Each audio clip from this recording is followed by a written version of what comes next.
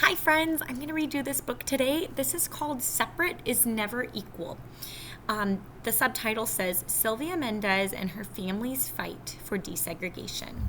It was written by Duncan, Tonatiuh, and two things, it was a nominee for this award, the 2016 Towner Award. You can see that in the sticker right there. And then at the bottom, it's mentioned that this was the winner of the Pura Belpre Award, so it's given that award here. I want to talk about this word on top so that you kind of have an idea of when we say this word as I'm reading. The word is desegregation, and you guys are so smart. That's a huge word, but I know you can understand the meaning of it. Desegregation has the word part D at the beginning of it, and D means opposite of. We know that. So it's opposite of segregation. So if we just break that apart, just think opposite of segregation is what they were fighting for. Well, segregation was a time in our country's history that can be really uncomfortable for us to think about and talk about. But the reality was that people who looked different than each other were treated unfairly and were asked to be separated. And so there would be, for example, separate drinking fountains for people who looked of color and people who looked white of their skin tone. So there would have been drinking fountains, schools. There would have been maybe separate restaurants, and just it wasn't equal. And so they're asking for desegregation. This was their fight for that, so that people who look different than each other can be treated equally. So I hope you enjoy this book, and I hope that you take some time with your families just to talk about the important messages that we learned from this story today. So thank you for joining me. This is the cover page there. So separate is never equal, once again. Okay. Sylvia had on her black shoes. They were shiny new. Her hair was perfectly parted in two long trenzas. It was her first day at the Westminster School. The halls were crowded with students. She was looking for her locker when a young white boy pointed at her and yelled, "Go back to the Mexican school. You don't belong here." For the rest of the day, Sylvia did not speak or introduce herself in her classes. She kept her head down when walking in the halls. When she got home that afternoon, she told her mom, Felicitas, what had happened. "I don't want to go to that school anymore. The kids are mean." "Sylvia," said her mother, "no sabes que por eso luchamos. Don't you know that is why we fought?"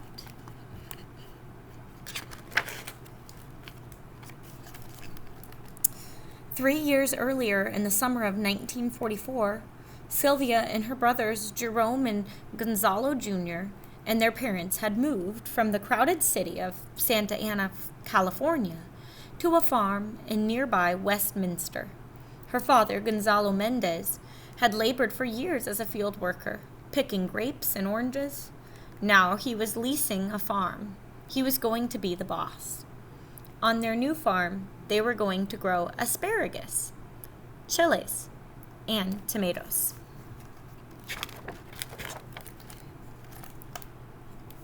As the summer came to an end and the first day of school neared, Aunt Soledad drove Sylvia and her brothers and their cousin, Alice and Virginia, to the local public school on 17th Street so they could enroll.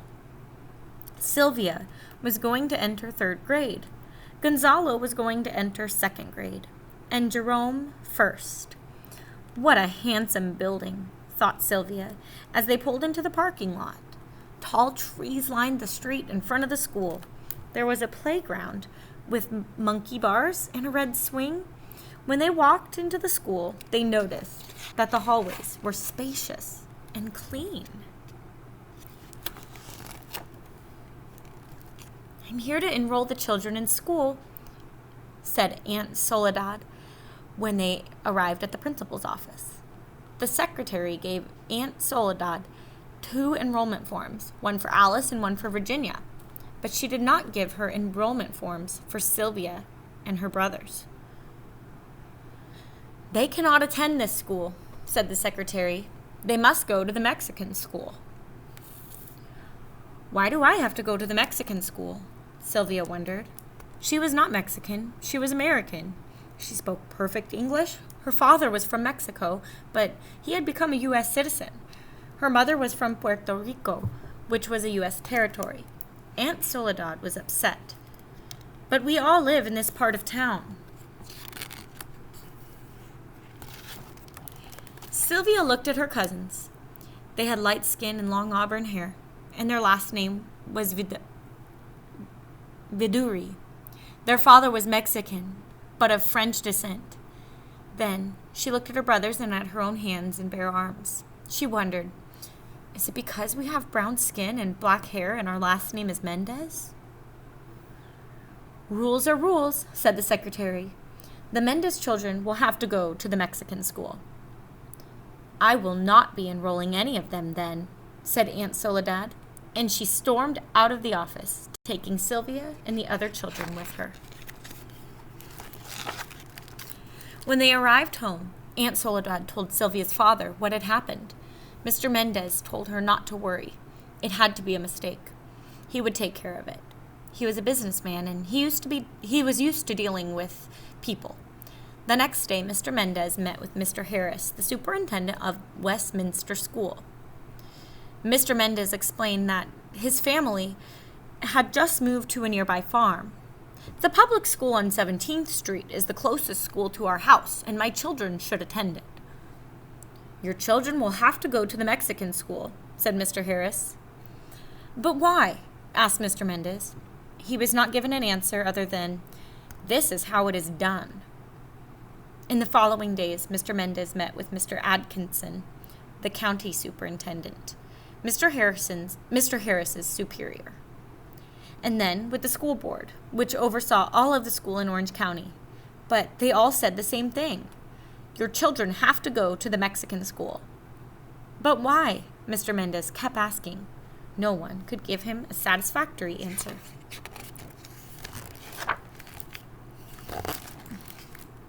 That fall, Sylvia and her brothers had to attend Hoover Elementary, better known as the Mexican School, on Olive Street in the city of Westminster. The building was a clapboard shack, and the halls were not spacious or clean. A cow pasture surrounded the school. The students had to eat their lunch outside, and flies would land on their food. There was an electric wire that surrounded the pasture to keep the cows in. If you touched it, you received a shock. The school did not have a playground, not even a swing.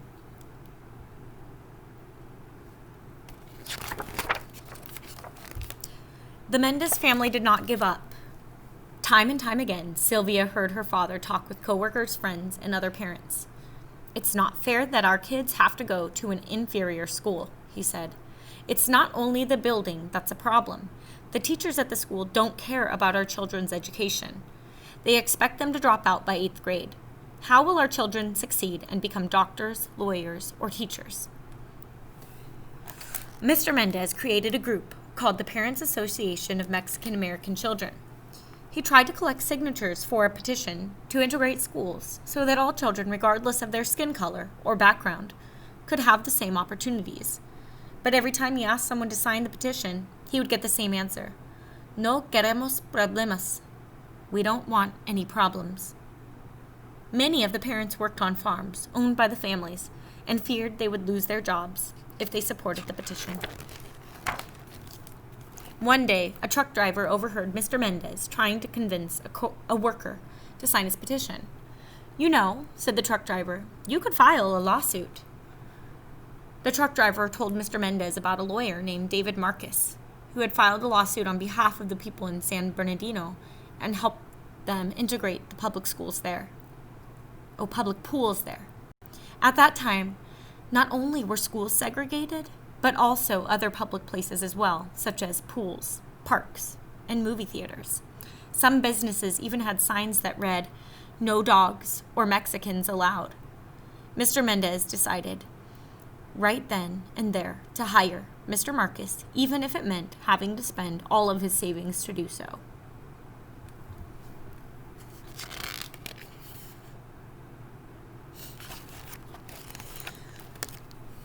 Over the next few months, Mr. Mendez and Mr. Marcus traveled all over Orange County looking for people who had experienced similar problems. Sylvia watched her father leave early in the morning. Sometimes she saw him come home in the evening, but often she only heard his footprints when he got in late at night. While he was away, Sylvia's mother had to take care of the farm. Mrs. Mendez would get Sylvia and her brothers ready for school, and then she would go out to the fields. She started the irrigation system, drove the tractor, oversaw the workers, and solved any problems that arose. With the help of Mr. Marcus, Mr. Mendez found and talked with other families who were dealing with segregation. One of them was the Estrada family. Mr. Estrada had fought in World War II. He had risked his life next to Americans of all races and backgrounds. But when he returned to America from the war, he found out that his children were not allowed to attend schools with white children. Es una injusticia, said Mr. Mendez. It's an injustice. The Estrada family joined the Mendez case, and so did 3 more families. The families were from different school districts in Orange County: Westminster, where Sylvia lived, Garden Grove, El Modena, and Santa Ana. Mr. Marcus wanted to show that the segregation of students affected not only Sylvia and her brothers, but more than 5,000 children in public school system all over Orange County. On March 2nd, 1945, Mr. Marcus went to the courthouse and filed the lawsuit. The trial was held at a courthouse in Los Angeles. Sylvia and her family dressed in their best clothes and sat in the courtroom to listen. The hearing lasted 5 days. Each day, Mr. Marcus called to the stand parents from the different districts in Orange County and the superintendents from each district too. On the first day, Mr. Kent, the superintendent of the Garden Grove district, was questioned.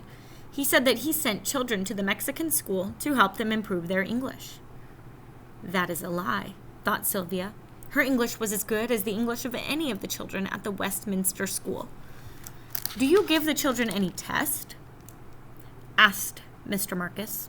Mr. Kent claimed he did. We do so by talking to them. That is another lie.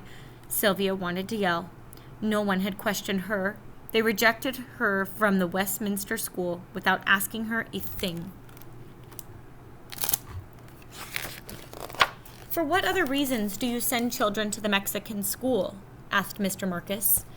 Sylvia and her family braced themselves to hear what Mr. Kent would say next.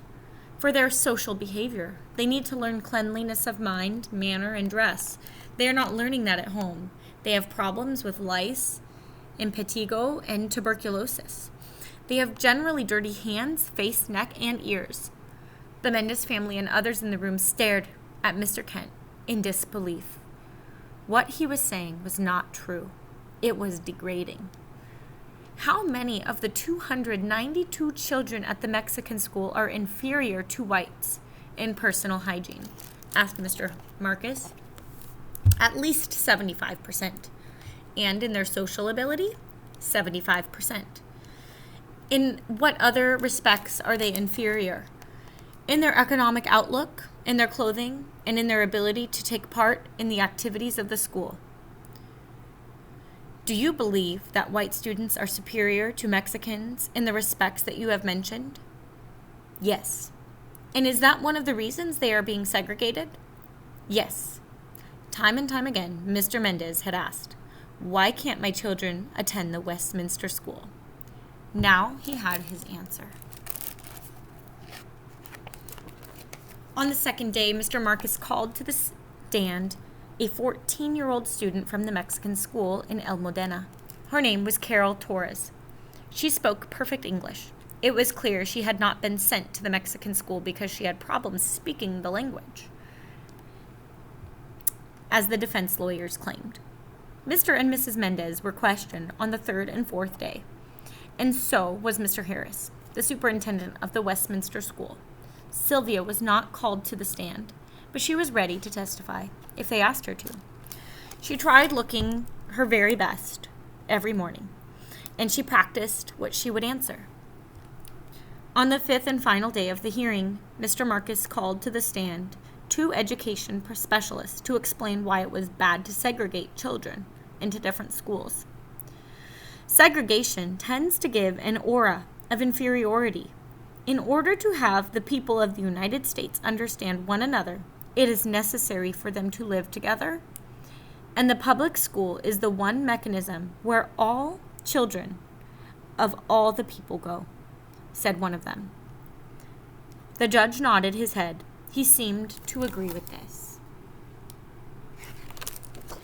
Judge Paul McCormick took almost a year to give his decision, but when he did, he ruled in favor of the Mendez family.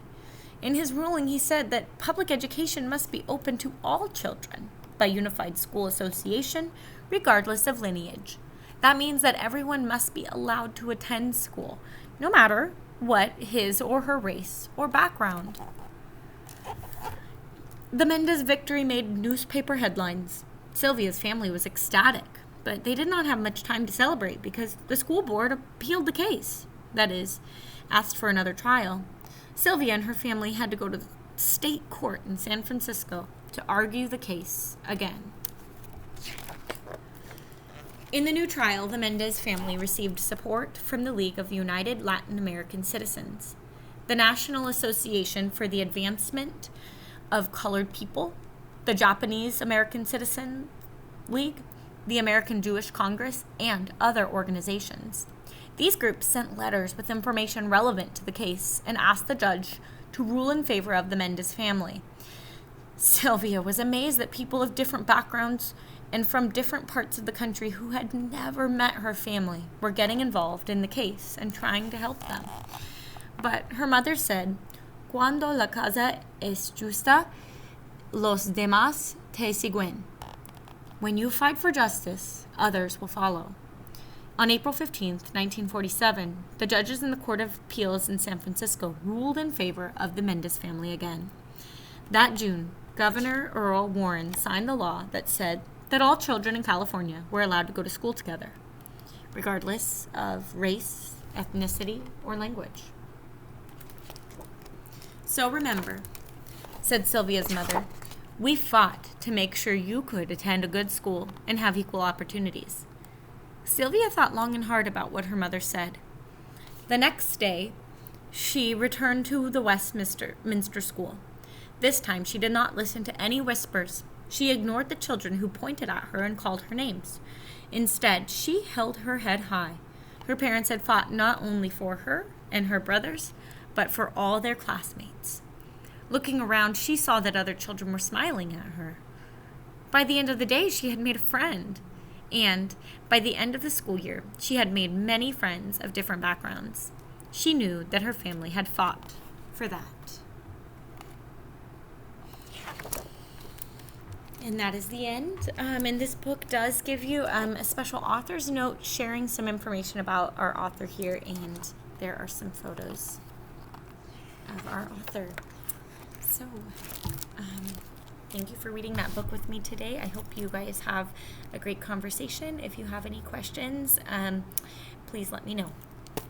Bye-bye.